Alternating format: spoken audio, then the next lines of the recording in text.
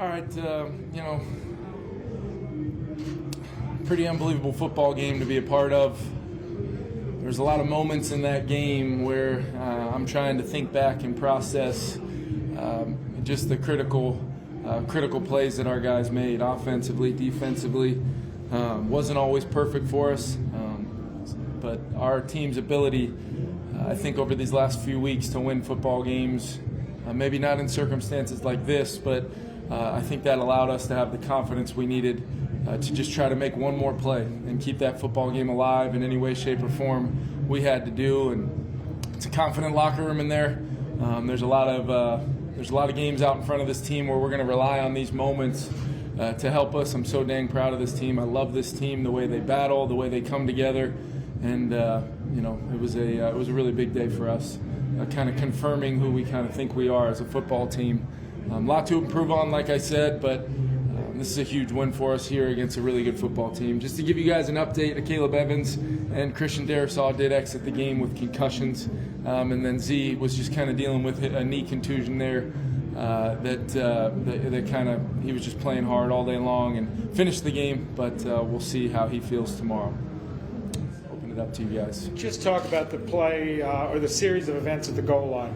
Kirk Cousins is stopped, and then Kendricks gets the touchdown. I mean, what are your range of emotions, and what did you see in those plays, basically? The range would be about as much of a possible range as you could have in that moment. It takes a lot to even get down there in that moment, and then to not get in was unfortunate, and we got to go take a look at kind of what transpired in that moment. But we work on that scenario when you're so tight, when you're so far down there. That's one of the reasons why you get that group ready, because they can't take a knee in that moment. I had one timeout left, so I was going to try to force them to do it twice if we could. And you just know the critical, sometimes it seems simple, the quarterback-center exchange, the ability to try to get that ball out from your 1-inch line. We work on that. We talk about it, and our guys not only being a legal play to kind of knife in there and get the ball, but Eric Kendricks ending up with it, and that was a huge, huge moment.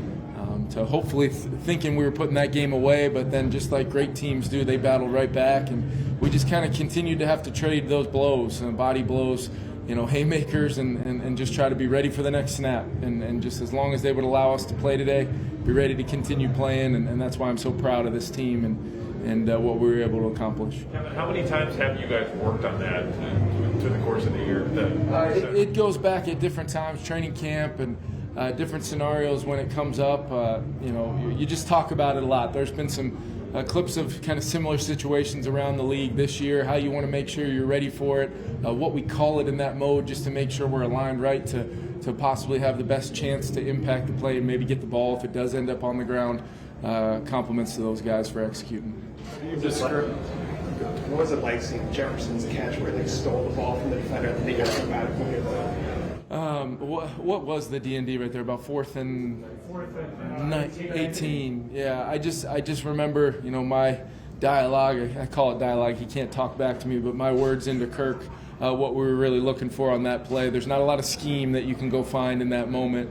It was about a player and our quarterback and the two of them behind good protection and a gotta-have-it moment, trying to just give him a chance to make a play. And it happened right in front of me.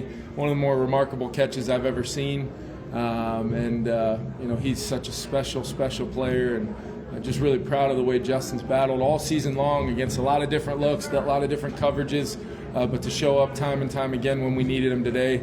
Really, really lucky to have Justin and the plays he made for us today. The trust that Kirk seems to be developing and that he'll throw it on the contested situations like that, is there a line to that, or is it just, hey, if he's making the catches, keep giving him chances? I think there is a line, because hopefully we can do a good job with our scheme, that if it's that kind of coverage to Justin, maybe there's some other guys. I thought we had a chance early on in the game at KJ when Justin did a good job kind of taking some coverage with him, and ended up turning it over on that one. But there were some other plays in the game where I just think Kirk's ability to find TJ on a fourth down, nobody will remember that play when it's all said and done today. But I think we'll all go back and look at this one and really need to kind of unpack quite a bit. So, like I said, I'm still kind of processing it all. I just know that it's a good feeling as a head coach to know that you can be confident that your guys are going to continue playing and battling, playing good football, overcoming the snaps where we don't play good football, and understand we're in this together. One snap is all we need to continue a football game until they tell us there's no more time on the clock. What do you say about Pat Pete's game-clinching interception and just the way he keeps stepping up, when some people out there might think he's at an advanced age? Yeah, I could just remember conversations I've had with Pat dating back to when I first got here.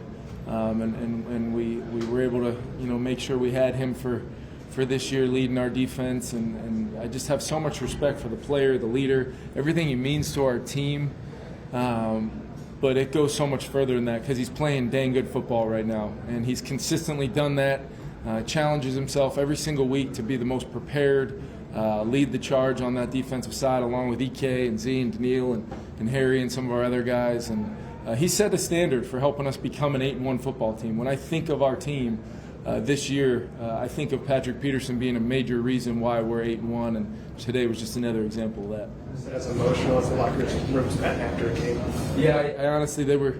I felt bad even breaking up. How much fun they were having, just to give my little post-game spiel. But there were some good game balls to give out, and just letting these guys know how proud I am of them, and stuff like this doesn't happen too often, and like I said, when we unpack this one and really figured out what just happened, I think there'll be a lot of learnable moments, but there will be a lot of moments we'll think back and shake our heads a little bit.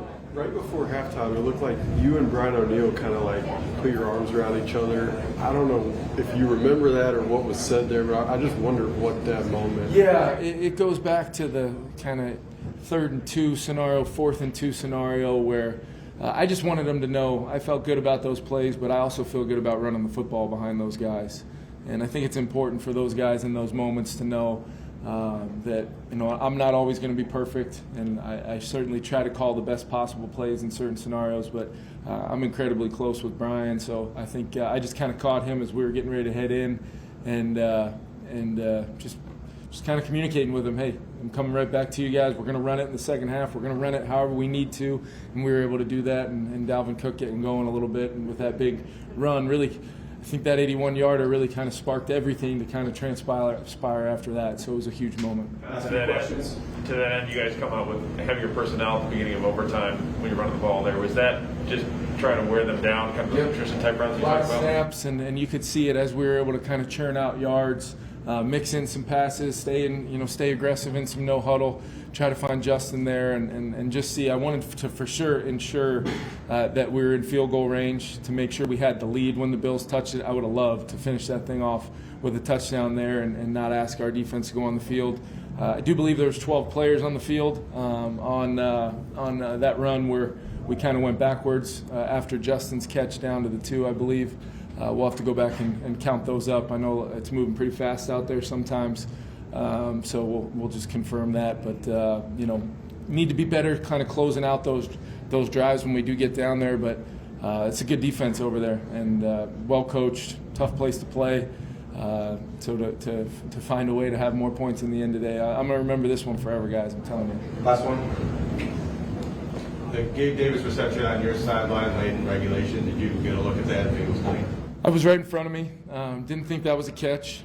In that mode, that needs to be something that either is from up top or possibly New York, and we didn't get any clarification on that. I did ask. Thanks, everyone. Thanks, guys. Thank you. Right now.